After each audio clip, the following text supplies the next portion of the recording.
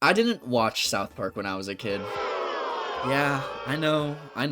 I mean, it was released in 1997, so I was about 7 years from being born. For that reason, I didn't catch it till I was older, but I was busy watching more of the classics, like Pixels 2015 on Blu-ray DVD. You may not have heard of it, it's a little underground indie film thing, you know? Anyway, by the time I finally watched South Park as a teenager, I had missed a lot.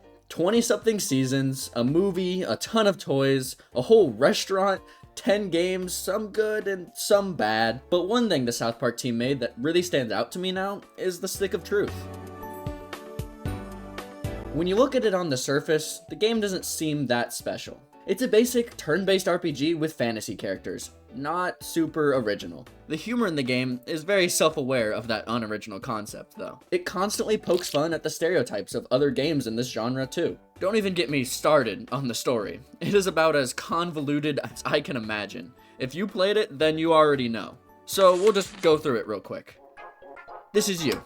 You're in South Park. Holy moly, I'm in South Park. I love it. Hello. Yeah, I just said that. Shut up. Anyway, South Park. Hi, Mom and Dad. Hi, Sissy. Look at me. Okay, that's it. I hate you. I hate you. I'm actually alive. I hate you. I hate you. I hate you. I hate you. I hate you. I hate you. Sorry about that. Let's restart. Anyway, you're the new kid in town, and you get dragged into the weird Kids Next Door's fantasy roleplay game.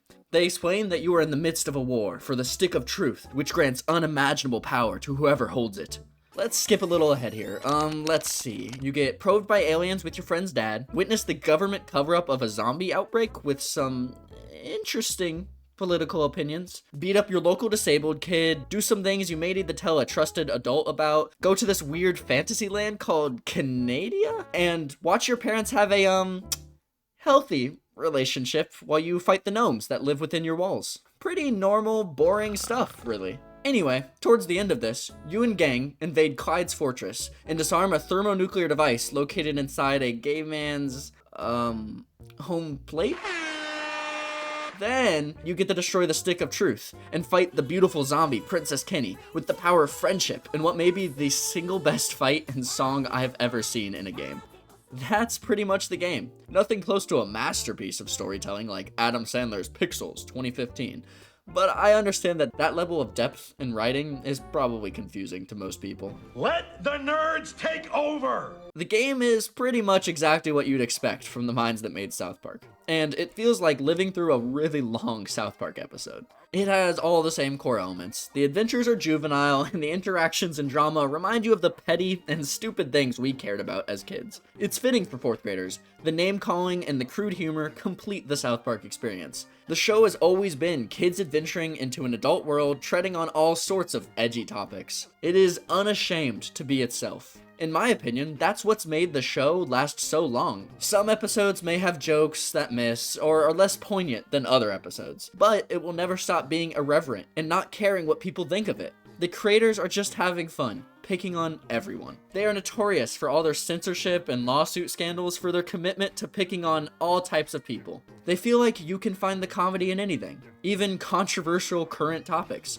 You can just sit in the middle of it, like the kids often do in the show, and just say, guys, who cares? Sure, the writers probably have an opinion on what they write about, but they come at it with this philosophy to say, isn't this all kinda ridiculous? Look at how crazy people get over anything. That's what this game has. It has the charm of South Park with its crude and mean humor, but also the innocence that we used to have as kids. It represents how kids actually are, with their games and little arguments ramping up into these ridiculous plots and side quests, all crammed into an RPG format. And they really don't take that format too seriously. It took a common, trope-filled genre with fantasy RPGs, but it did things differently. There have been plenty of turn-based RPGs, and Stick of Truth isn't trying to reinvent the genre. It just doesn't need to. Most fantasy RPGs, whether it's Final Fantasy, Skyrim, or Baldur's Gate, thrive on deep world building, epic storytelling, and complex yet rewarding mechanics. They take themselves very seriously, and that's fine. It's because they're focused on a deeper experience for players to challenge their knowledge and strategy skills. The Stick of Truth takes that exact formula, but just doesn't care and fills it with fart jokes and absurdity. Instead of epic armor sets, you get tinfoil helmets and pool noodles. Instead of grand spell casting, magic is just different types of farts. And instead of world-ending prophecy, your quest revolves around playground roleplay that just escalates way too far. That's what makes it refreshing. It strips RPGs down to their core and reminds you how ridiculous they are when you take a step back. That doesn't mean that they hate RPGs and think they all suck. And you, yes you, stupid, should hate yourself for liking them. It's a parody, but it's also a celebration of RPGs at the same time. You're still leveling up, equipping gear, battling enemies, and forgetting there's a skill upgrade tree until the very end. But instead of pretending you're some noble hero, you're just a kid concussing another kid who's also dressed like a loser. It understands that kids are dramatic, dumb, and weird, and that's why the game works so well. The humor is openly gross, and maybe even a bit too far at some points. It never treads carefully or walks on eggshells for anyone on either side of a contentious issue. That's what sets the Stick of Truth apart as a game. It has all of those elements of the show while parodying RPGs with an understanding of why they're great in the first place. At the end of the day, the Stick of Truth works because it doesn't try to be anything more than it is. A stupid, ridiculous, and self-aware RPG that just wants to make you laugh. People seem to love to be miserable anymore, especially over the smallest of things. Like, remember last year at the Game Awards when this happened? And the game of the year is... Astrobot! Safe to say, people weren't the happiest. It's like a shitty platformer for children. Yeah, it shouldn't have won. Game of the Year lost its credibility long ago. BMW not winning was just the final nail in the coffin. Astrobot is a fantastic game. It's my 5-year-old's favorite game, and that's all I have to say about that. Hate for China, can't let a new AAA studio be born, PlayStation needed a Mario-like mascot. Money. I think a game should not be allowed to win Game of the Year if it's locked to one platform. It's actually hysterical listening to people defend the win, trying to make the case that it's a good game. Maybe it is. But it's forgettable. Politics. Worst Game of the Year. I'm starting to think Game of the Year is rigged. Shitbot won.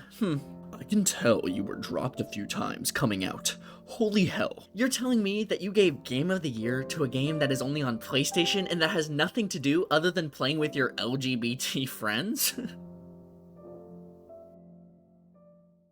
To them, it was a travesty.